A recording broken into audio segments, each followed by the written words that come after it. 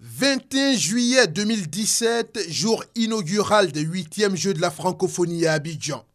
C'est ce jour que la Bibliothèque nationale et le Musée des civilisations de Côte d'Ivoire choisissent pour ouvrir sous de nouveaux jours leur porte à Dominique Ouattara, première dame de Côte d'Ivoire. Au milieu des hommes et des femmes qui se rencontrent pour rencontrer ce qu'il y a de meilleur en eux, la première dame de Côte d'Ivoire peut se laisser conduire pièce par pièce dans un vernissage des œuvres picturales de photographes et autres artistes amateurs confirmés et artistes confirmés tout court.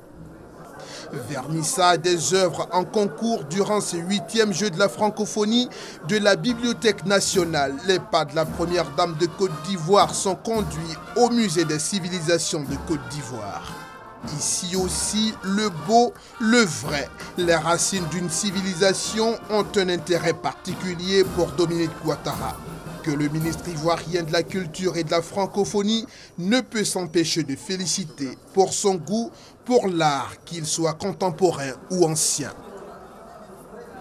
La cérémonie de vernissage des œuvres en concours de ce jour, que vous venez de voir, Madame la Première Dame, montre l'universalité de l'art, dans le sens où cet art nous vient des 4 coins du monde et principalement des pays francophones.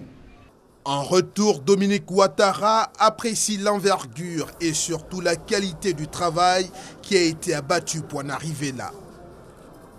Je suis heureuse d'être avec vous aujourd'hui, chers amis de la culture et de la francophonie, à l'occasion du vernissage de l'exposition Renaissance, ou 10 000 ans de l'histoire de la Côte d'Ivoire, qui présente les pièces majeures du Musée des civilisations de Côte d'Ivoire et aussi la magnifique exposition de la Bibliothèque nationale.